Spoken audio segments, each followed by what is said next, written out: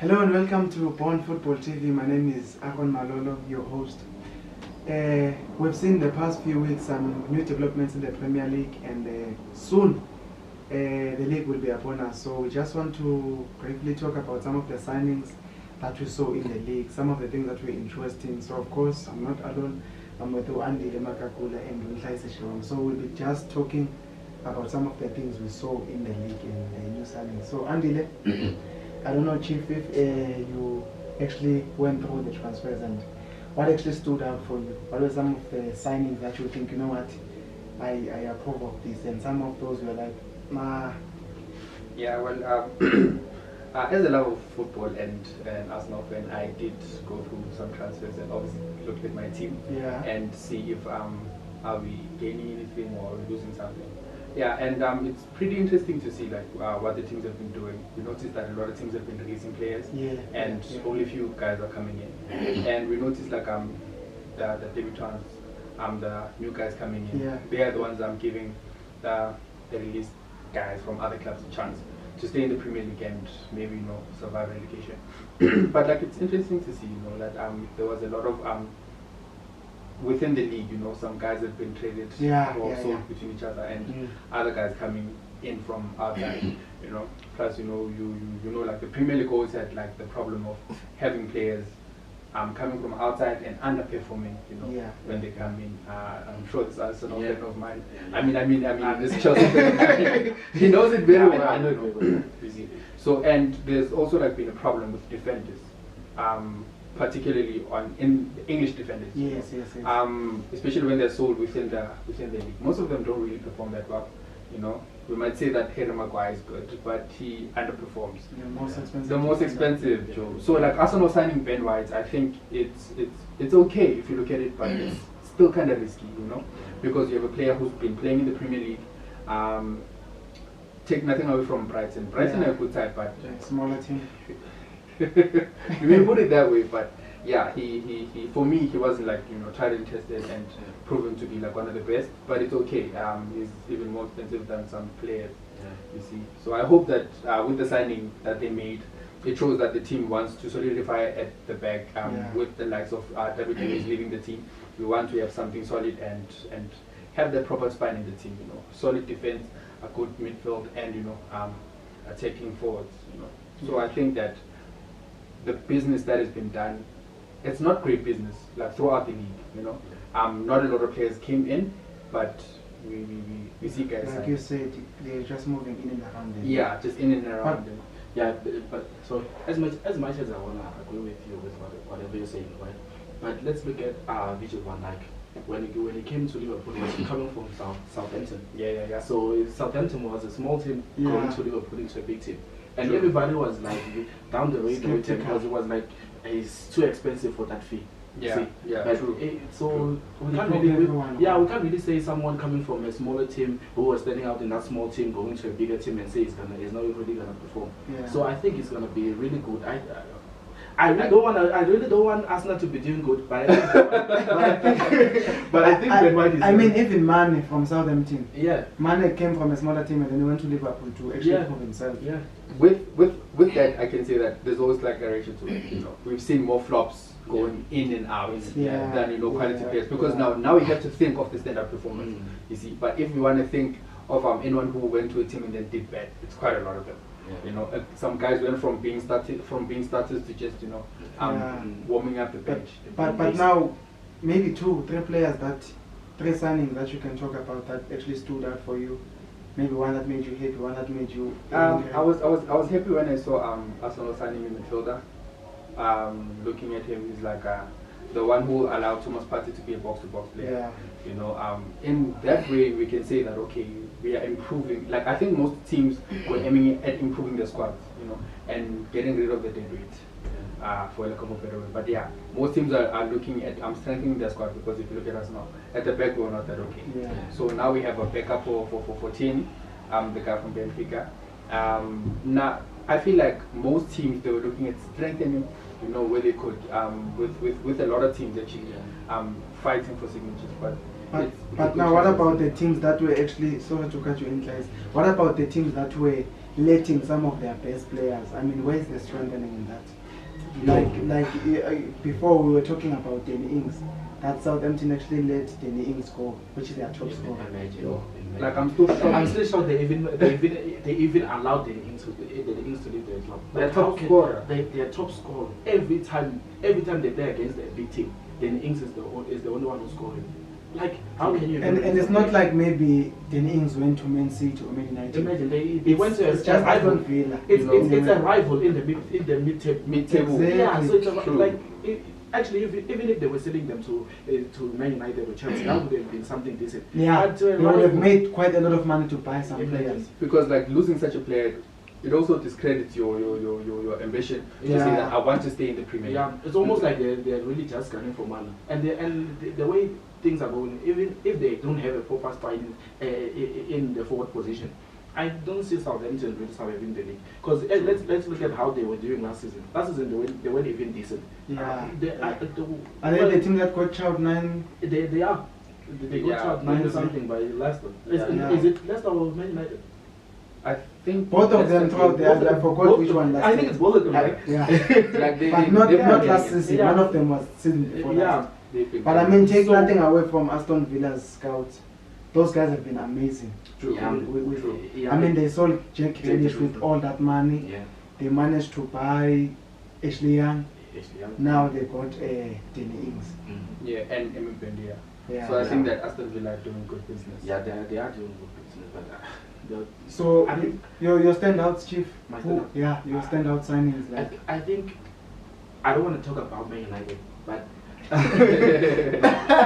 Varane. You are a Chelsea fan, so it's allowed. We have to talk about Varane. We have to talk about Jadon Sancho. I think those are the big standouts. Everybody was talking about them. Like, I think those are the players which we should have actually mentioned at the beginning of the season. Those are the standouts, like Varane. But now, if you look at the nature of the players that Man U signed, it's something that Andy mentioned earlier on. Yeah. That sometimes these players who come from different leagues, they come and they underperform. We've seen many of them. Moise Kean came to Everton, he underperformed, he left. Yeah. So I don't know what is your view on that. And even Jadon Sancho was in the Premier League before he went to the Bundesliga, and he was underperforming when he was in Man City. That's why he went to the Bundesliga. That's why he ran away. Yeah, that's why he ran away. He ran away. Yeah, let's be honest, he ran away. And then when he went to the Bundesliga, he started performing very well. I think it's just how we can even compare him to Werner last season. Yeah, because Timo Werner was bagging goals last season. He was scoring. Bagging goals and assists last season. But even Kai Havertz was bagging goals and assists last season. When they came to the Premier League. What do you think seems to be the problem? Is it the environment or the standard of the league? I don't think we can really say the environment is different for Jadon Sancho because he's from England. True. So we can't really back him up with that statement. I feel like we should also take into account that the players are human. You see, once we take that away from them, we are taking out a lot. You look at a coach like Mourinho, you know that, but he will not miss your feelings, you know. And we know that Pep is not like an easy coach when he demands something from you. And then now we look at where Jadon Sancho found his prowess in the Bundesliga. It's possible that like there was not that much pressure because everybody knows that the English media is very brutal. Yeah. You know, if they like you, they like you. They're going to overhype you. And if they don't like you, you see, you're done. So now, having Jadon Sancho join the United team, I think that with Ole as the coach, he's more like going to be like, you know, that more lenient. You see, more lenient, and like if you don't see results, he's gonna be like, hang in there, you know the quality. As opposed to a Pep, if you don't perform, you stay in the bench until you fight for your. So now, like that becomes difficult, especially for players coming in if they don't have like that ability to come into a team and state that I'm here and I'm here to stay. It becomes a very big issue because if we look at how Jadon Sancho is a right wing, and on the right wing position is fighting with Mason Greenwood. A youngster, and he was getting goals last season. True. And don't you think also it's going to be a healthy competition? I mean, looking at let's just say the skeleton of Pep, you see how Pep changes team. Don't you think it's going to be a healthy competition between the two? But let's look at the manager first. I don't think. I don't like when people say Solskjaer is a good manager. Is it? For me, that's okay. You can say whatever you want, but Solskjaer is a good manager. But I mean, even though he's not a good manager, he's managing. I think it won't be. I don't think it will. There will be really that much competition in the squad, because I think Solskjaer is that person who picks a squad and say, I'm gonna stick with this one. I don't think it's gonna be rotating all people. He might be rotating them on the FA Cups or Carabao Cups, but when it comes to the big games, I think it's gonna. So with Van de Beek, they bought him. He was the guy didn't play. He didn't even play. And the guy was very good. That was so painful for me. And the problem is he didn't really want to try new things. He didn't. Yeah, it was like I'm satisfied with Rashford. I'm satisfied with Cavani. I'm satisfied with Mason Greenwood. But now, how is Varane gonna fit into that team? Because you guys were complaining that Varane is quiet, and when you play when you play that position, you need to be vocal. You've seen how vocal Ramos is, Marquinhos, Van Dijk. We can count many and many and many. But as much as we're gonna say he's not gonna really fit into it, he is gonna play. No matter how much you're gonna put it, because he is a big player. He is a big player, and you can't really bench Varane for Lindelof. Yeah, I mean, if Varane has been tried and tested. He has played in the top Champions League. You see, I just hope he doesn't flop. Because that is very likely. It's highly likely. It's highly likely. If you look at Ramos, honorable member, you can even take players from South Africa and put them besides Ramos, and they'll play. Yeah, they can like he commands that potential out of you. Because guys, we have seen instances whereby Real were playing without Ramos and they were looking shaky at the back. Yeah, especially when they were playing in the, I think it was it the Champions League? The Champions League against Man City. Yeah, they were up, man. Like even Varane was actually making so many mistakes, and he was a senior player at the back. Because he had 2 goals. It was actually the senior player at the back, and it was with Militao. Militao was actually playing really good. Way better. Yeah. So okay, so coming to Leicester City, we saw Leicester City last season. Same problem again for the past 2 seasons. They stay in the top 4 longer than any team that even wins the league.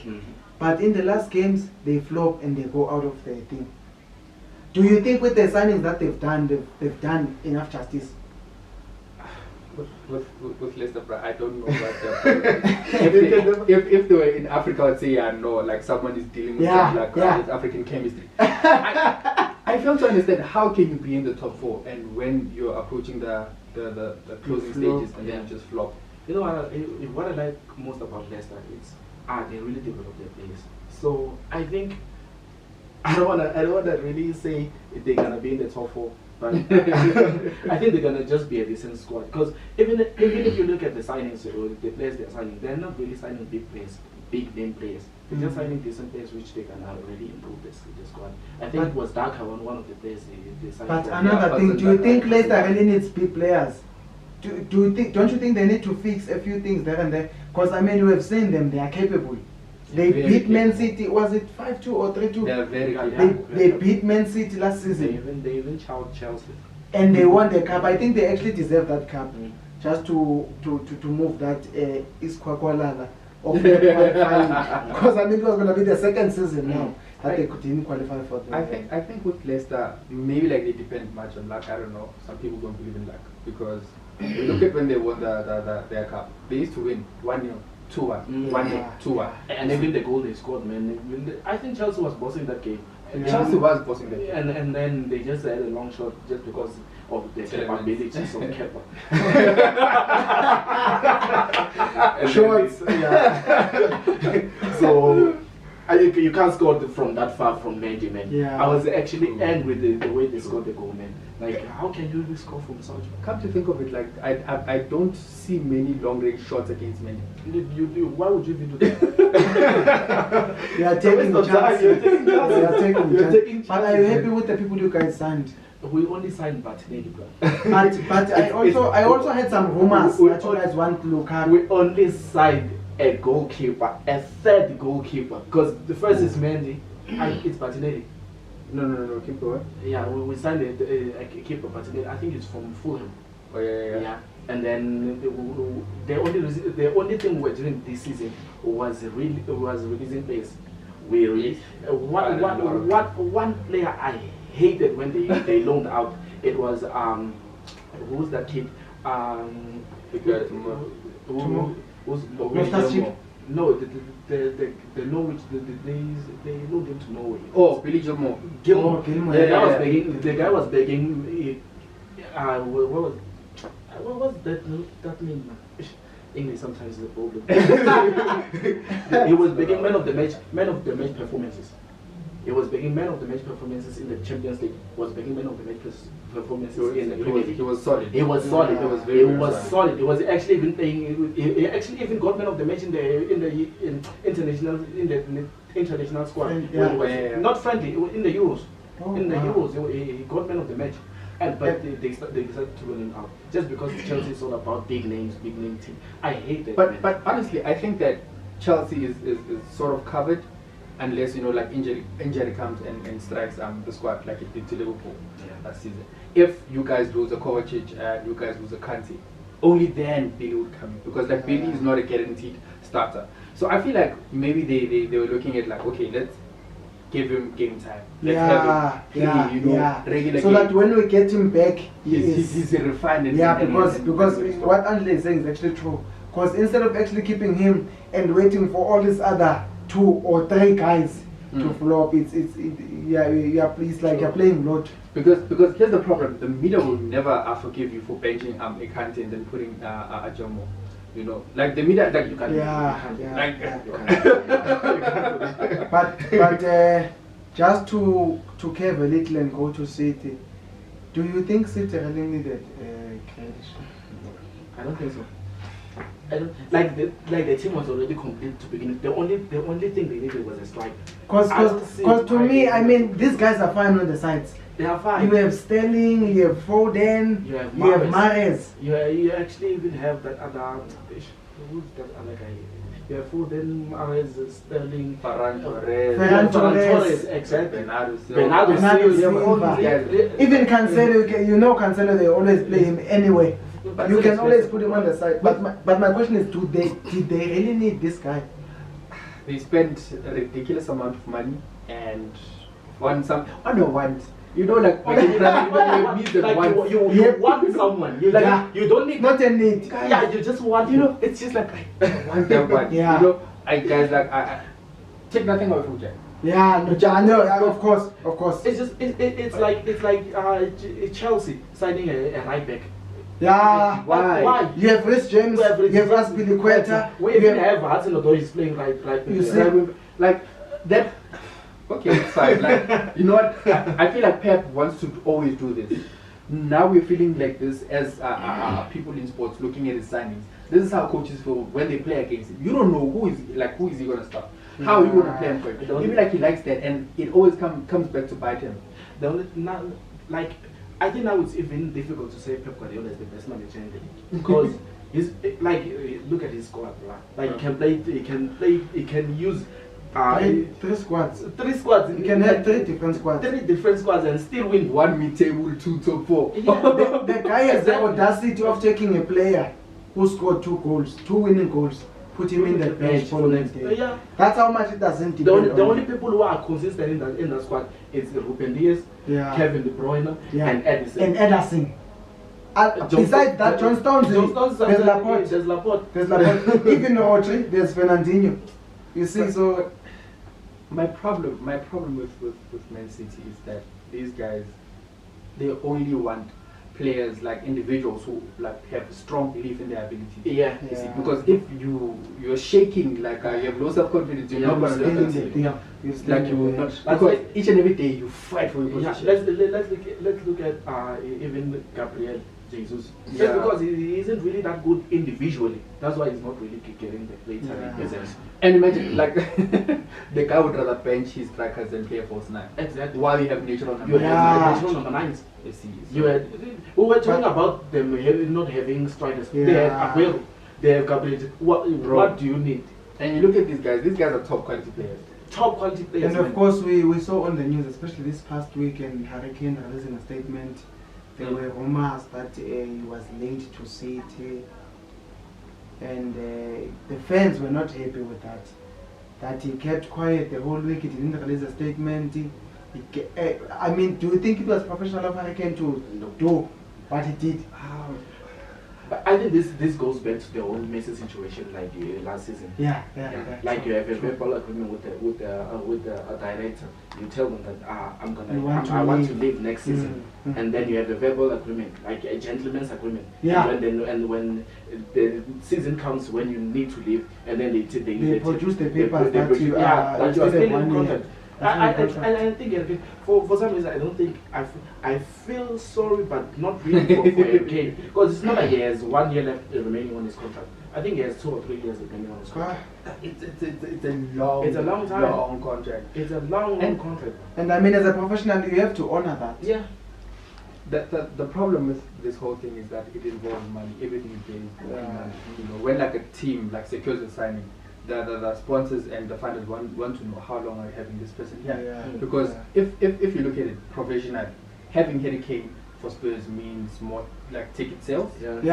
Means more t-shirt sales. You know, it means a lot more. You see. So now you losing such a player, it's actually for business. Actually, some fans will actually come into realization that they are not Spurs fans. They are Harry Kane fans. That's what we've seen with Ronaldo and with Messi. And now you look at Harry Kane, he wants to win something. This guy is close to being like the English or EPL top scorer without winning anything. That thing is so painful. And looking at this past season, this was his best season by far. But it looks like his best season is becoming his worst. And the problem is, Harry Kane is on his prime. Like, I think he only has 2 or 3 years. He still has 2 or 3 good years left in him. Because then it's gonna go down. And we are saying this, and we're supporting that statement by saying he's injury prone. He does get injured. His ankle, and he's a and we have seen when he gets injured that the team actually struggles with and he needs to go if he wants to win something with his injuries and everything, he needs to go to a team where they can play without him. True. A team like Chelsea. They can't play without him. We can't. Or when he can go to City, at least he will get Carabao. There, at least that one. With the signings they have, I mean, guys, like we can question Harry Kane on a professional level to be like, you signed a contract with these people. The problem is that the agents also want money out of this whole thing. They're going to say, sign a 4-year contract, sign a 5-year contract, and this thing is not beneficial for the player. Because looking at your own career, do you see your team like achieving all these things? Because being a player, you are first an individual and then you belong to a team. Individually, he wants to win something. He wants to lift the trophy other than the Champions Cup that they won. He wants to play in the Champions, like he's on his prime. And he wants to play. He wants to Look play. at how unlucky he was. He led the team in the Euros into the final. He didn't win. It's like there's just something in the Euros. England against Italy. Oh yeah. They played the final. They didn't win. The guy is just unlucky. I think that's where he really hit the rock bottom. That was the worst. That's why he really realized that he was so I need to win something. So I'm so desperate to win something. Like I need to go to a club where even if it's a Carabao, it's fine. Anything. I need silverware. I understand Messi's frustration and the desire to win something with his national team, but Harry Kane is worse. Yeah, it's worse. Messi has Champions League, Club World Cup. He has many of these. The guy is. So if we look at the media, the English media, man, just because Harry Kane is English and obviously he's the English golden boy, everybody's trusting on him. Everybody was really on him when it was the Euros and whatever. So I think they're just being lenient on his part, man. Because they should have been on his case if they should have, like they did with other players. I remember there was something about Pogba or something. He got like a very hard deadline. Exactly. Just because it's Pogba, he's from France, and he's. We don't even want to. You know that league is very racist, but we won't get into it because we want likes and comments. Don't forget to subscribe and like. Okay, so any closing remarks, Andel, based on the transfer? I think these transfers are all interesting for me, especially for City. And I hope that the incoming guys will make a difference and make the league more better. Because guys, we're paying this TV to watch this guy. Yeah, so they must perform. Yeah. It must be worth the money. Guys, closing for me, I think I just enjoy how the Premier League is starting to attract big money players and top players. Like it's starting to become that league. Obviously, the Premier League was already the best league in the world, but now we're starting to even attract the big players, which means we're just gonna have to seize one head of the season. And also, I mean, just to add on that, we saw the final last season of the Champions League was 2 Premier League clubs. So also the standard of the teams, I think, is also increasing. So thank you very much for watching this video. It would be very nice of you to like, subscribe, and also talk to us in the comment section. Engage with us about what do you think about these transfers. We'll see you on the next one. From myself and the guys.